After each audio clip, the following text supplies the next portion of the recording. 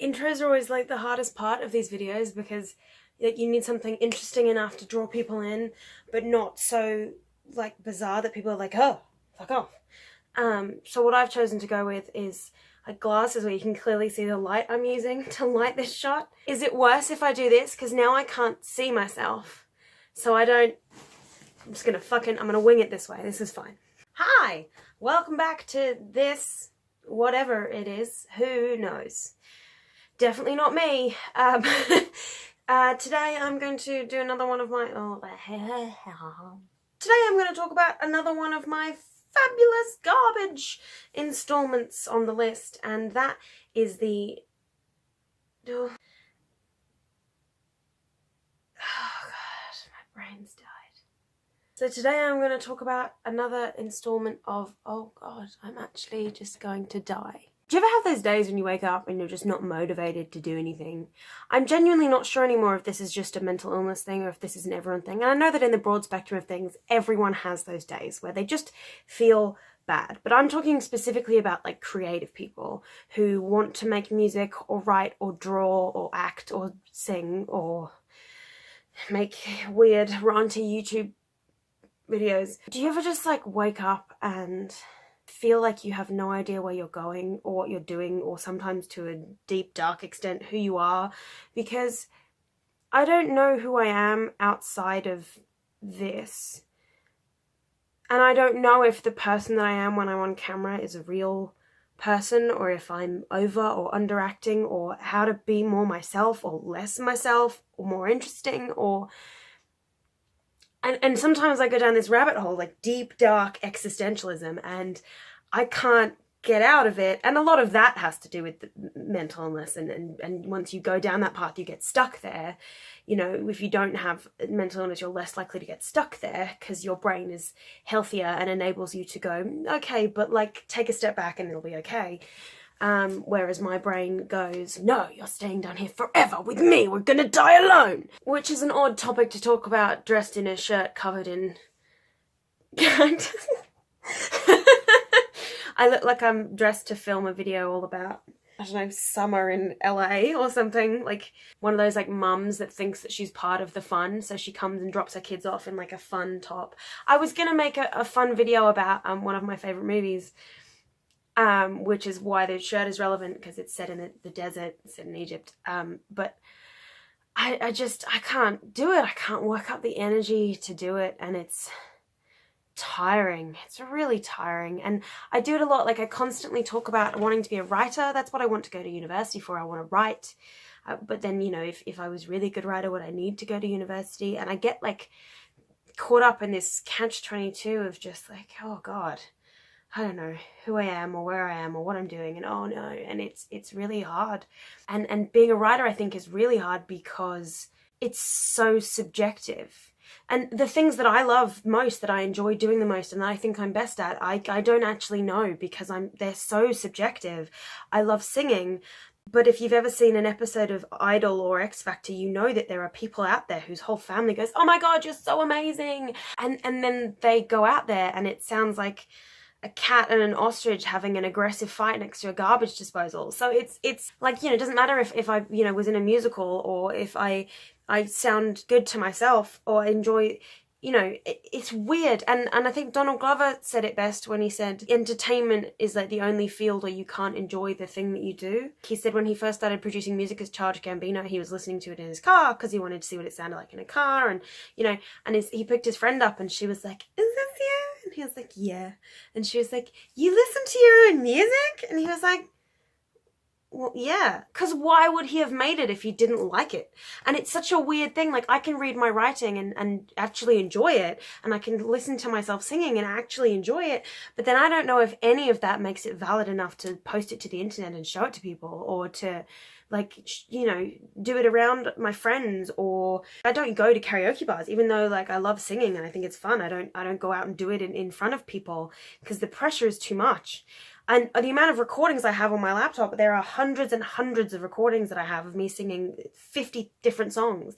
But I've never posted any of them because I don't want to have that moment of realization in case I am terrible.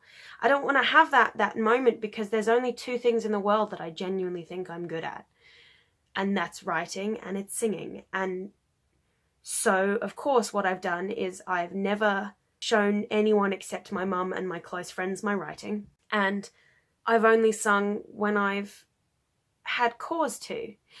You know, when I was in the school choir, when I was in the school musical. And it's weird because I don't want the life of a musician. Like, I'd prefer the life of a writer. It's quite solitary, and, you know, quiet, and I don't have to talk to anyone, which is just suits me perfectly.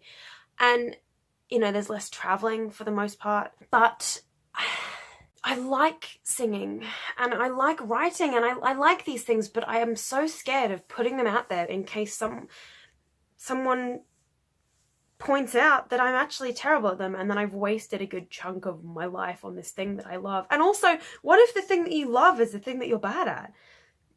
Like, then what do you do? Like, go do something that you're good at but that you hate, like everyone else? I mean, to be fair, yeah, everyone does that, so I should probably do that also. Man, the universe kind of sucks, doesn't it? But it's such a weird catch-22 of bizarre choices that we have to make as human beings. And I'm 18, I'm nearly 19, I'll be 19 in a few months. Oh God, I'll be 19 in like a month. Jesus Christ. I'll be 19 in like a month. And I already feel like a failure. I already feel like I haven't achieved enough yet. And that's such a weird headspace to be in. I graduated high school at 16 with pretty good marks. And I've spent the last 2 years trying to work out who I am and what I want to be. And I feel like I've just been running on a hamster wheel and going nowhere. And I'm running really hard and I'm looking for answers really hard, but I'm just staying in the same place while the world orbits across space. I feel like I'm not doing anything. So many other people seem to be doing so well with themselves, and there's no part of me that's jealous of that. I just feel sort of ashamed of myself for not doing more and working harder, and it's such an odd space to be in. And I don't think it helps that I have such a conflicted sense of self, because, you know, I was born in England, but I lived in Australia for a really long time, but I never felt truly welcome in Australia until maybe the last couple of years that I was there. But for the most part, the whole time I lived there, I just didn't feel welcome or wanted or home. And I remembered England enough. I was old enough to remember England enough to know that I had somewhere that I remembered as being home. And then I moved back here, and it feels more like something that I'm aligned with. Like, I don't like the heat for a start, so over here is great for me. It's fucking snowing right now. Through a series of events that I can't talk about and probably won't because of how hard they've been, I just seem to have like just sprung right back to where I used to be. And so I don't feel any more at home here than I did there. It's such a conflicting sense of self, and I'm happier here, I think. I don't think I'd ever want to go back there permanently. It's a hard moment in everyone's life when you realize that you're fairly average and that you're not going to do anything spectacular or amazing or wonderful in your life. And obviously that doesn't go for everyone. And obviously in their own ways, everyone's life is spectacular and amazing, and it's you, and you're unique and awesome. And no matter what choices you make, you're doing something great. Unless, you know, you're Hitler and bad, because that's objectively bad. I'm not also saying that anything lesser than Hitler isn't bad. I'm just saying that, like, I don't want an argument in the comments about, oh, but like some of these things are okay. No, we can all agree Hitler is objectively bad. I'm having trouble sort of working out what I want to do with myself and where I'm at in my creative process and my head. And I had to detach myself from criticism, but also to detach myself from myself, because worse than any of the criticism I'd be getting online or from other people is coming from me. I beat myself up every day, and it stops me from doing what I want to do. Self-doubt is crippling. It just kills you where you stand. And self-doubt is a major part of anxiety, which is one of the major mental health issues that I have. So I spend a lot of my time just feeling like dead in my tracks, like just totally frozen, like a deer in headlights. It's just, you know, people talk about, you know, anxiety being a fight or flight response, but no one ever talks about the fact that the other one is freeze. And that's what I do. I just freeze all the time. Oh, do you want to do this? I don't know, so I freeze about it. I just don't make a decision. Which uni do you want to go to? I don't know, so I freeze and I don't make a decision. I don't run away from it. I don't say, well, I'm not going to go do uni, and I don't fight it and say, yeah, I'm going to do uni, I'm going to crush it. I just freeze. And that's what a panic attack is. It's just a state of being totally emotionally frozen in this one emotion and feeling like you can't get out of it. It's like one of those invisible mind boxes where you're just, and everything's getting tighter and smaller around you and you can't breathe and everything's just, and then all of a sudden when it's past, you can see past the invisible wall and you can see that there's more out there. But by then the anxiety's gotten to you and it's clasped itself around your idea of what you were going to do, and you don't want to do it anymore. You don't feel inspired by it anymore because it's ruined. I don't know if this is like just a me experience. I'd quite like to ask some creators and people about it. It'd be a really interesting discussion to have about how your self-doubt constricts everything you do, because it happens to everyone. But I think for creative people, self-doubt is genuinely almost impossible to get over that hump. I want to know how other people do it and how it affects them differently to me. So that's my question. How does it affect you? Tell me all about it. I'm really interested.